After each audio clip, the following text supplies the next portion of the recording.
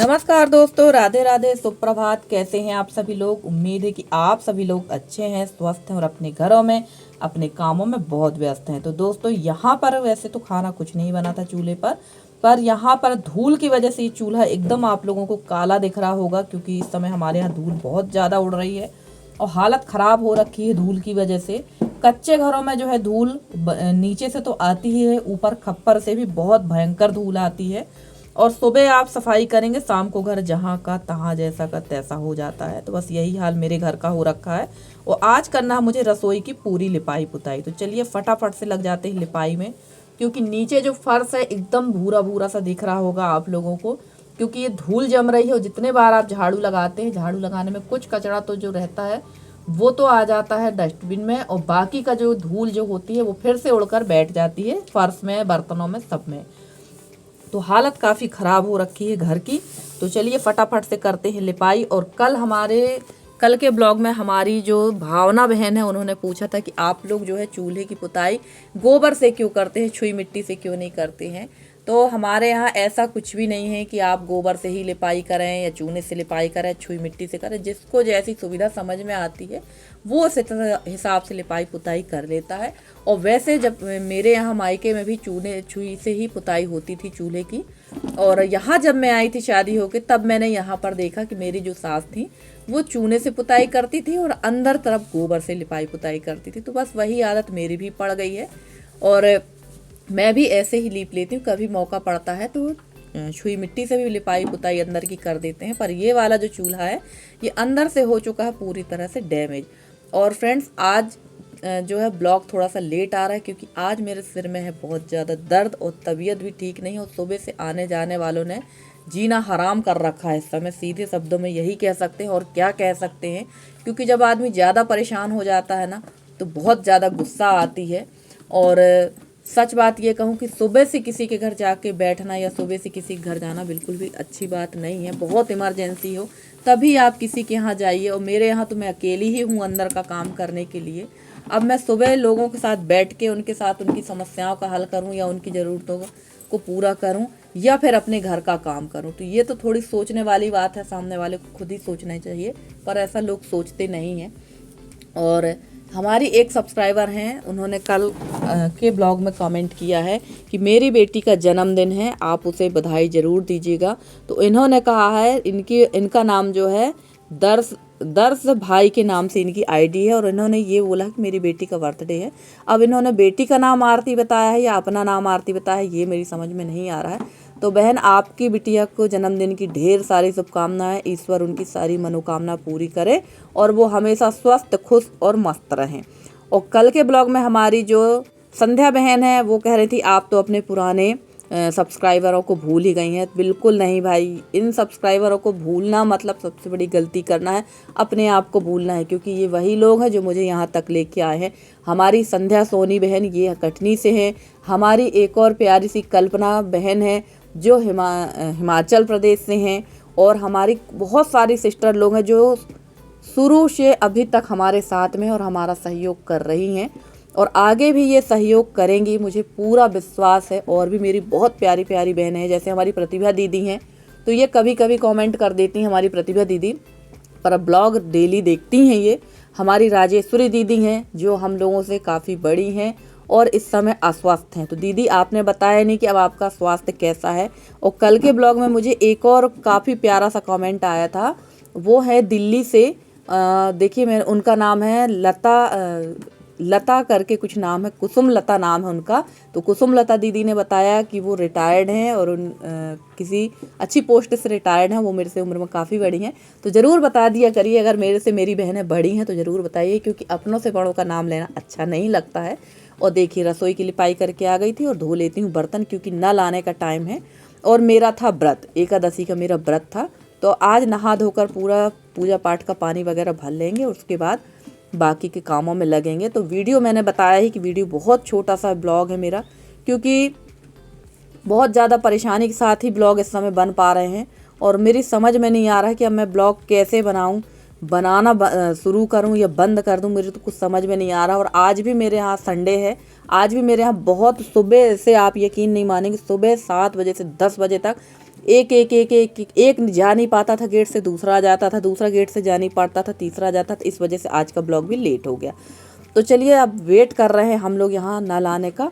और बर्तन तो धुल के रख दिए हैं, बाकी की सारी क्लीनिंग हो चुकी है। और ये इस गद्दे की करना थी मुझे बहुत ज़ोर शोर से पिटाई, क्योंकि इसमें इतनी भयंकर वाली धूल है जो आप लोग देख रहे होंगे। हो सकता है आपको उतना अच्छा क्लीन ना दिख रहा हो, पर जब मैं इसकी पिटाई कर रही थी ना तो पूरे इस एरिया में धूल ही धूल थी, बहुत ज़्यादा धूल उड़ रही थी। और इस गद्दे को मैंने बिछा रखा था बीच वाले कमरे पर तखत पे, और जैसे ही इस पे हाथ रखते थे ना, हाथ रखने में इसमें उड़ती थी धूल। तो मैंने सोचा चलो सबसे पहले आज इसकी कुटाई पिटाई करेंगे। आज मैंने बाकी काम छोड़ दी, इसकी ही पिटाई करना, और आज इसको डाल देंगे धूप में।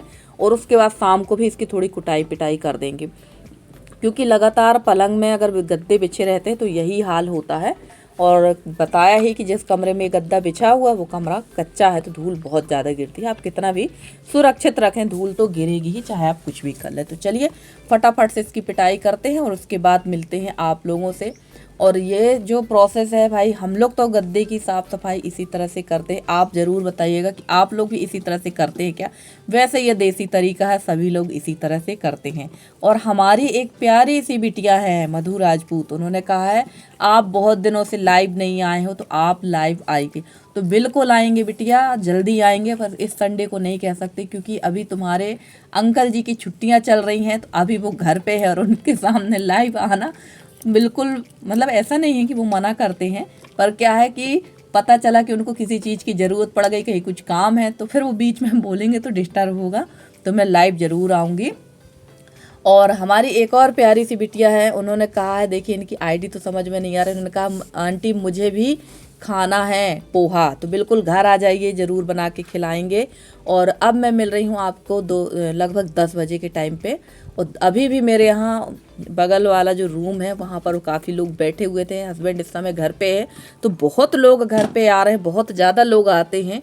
और ये मैंने लिया है रामदाना, जिसको राजगिर कहते हैं, और इसको बांध लिया है एक कपड़े में, इसकी पोटली बना ली है और इस तरह से गीला कर लेंगे। तो आप सोच रहे होंगे भाई रामदाना का क्या बना रही है निधि, तो रामदाना का बनाएंगे आज फलाहारी हलवा। जैसे कि बताया ही मैंने आपको कि आज मेरा व्रत है तो हलवा बनाते। तो देखिए मैंने इसको गीला कर लिया है, साफ रुमाल में बांध के ऊपर तरफ अच्छे से गांठ लगाई थी और उसको मैंने पकने रख दिया था। और कम से कम 8 से 10 सीटी मैंने ली थी।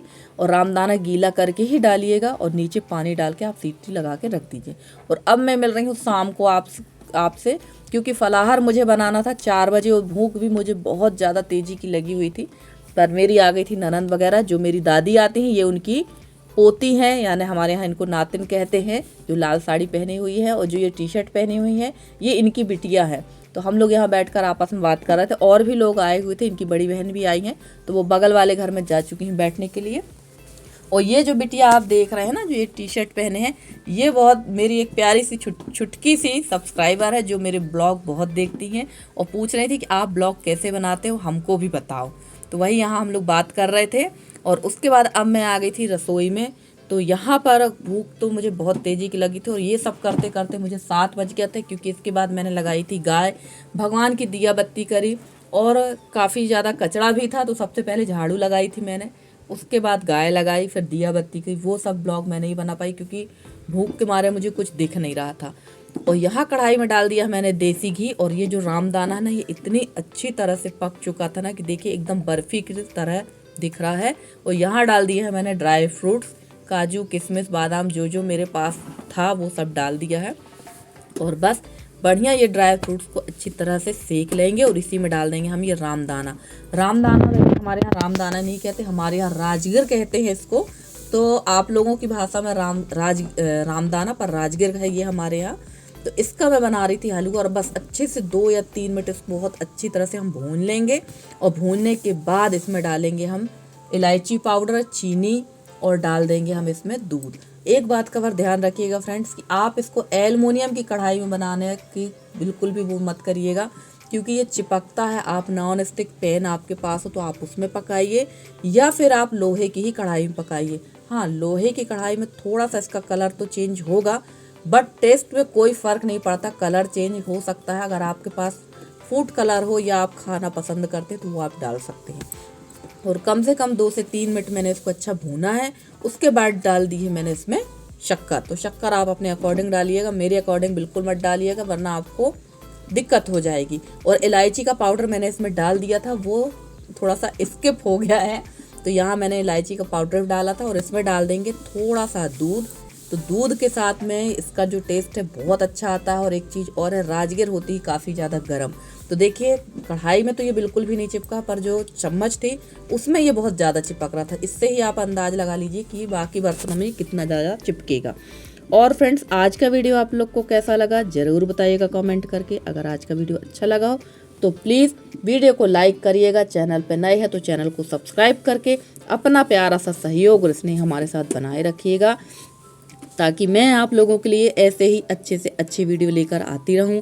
और मेरे जितने नए सब्सक्राइबर हैं, पुराने सब्सक्राइबर हैं, जितने भी मेरे व्यूवर्स हैं, मैं उनका तहे दिल से बहुत बहुत धन्यवाद कहना चाहती हूं कि आप लोग मुझे इतना सहयोग करते हैं, इतना स्नेह देते हैं, जिसके लिए मैं आपकी बहुत आभारी हूँ।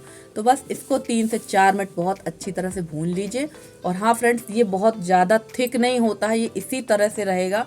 आप सोचे जैसे सूजी का हलवा और मूंग का हलवा रहता है, एकदम थिक, मोटा सा, थिक गाढ़ा सा, तो ये वैसा नहीं होता। थोड़े सा ये ऐसा ही लसलसा सा रहता है।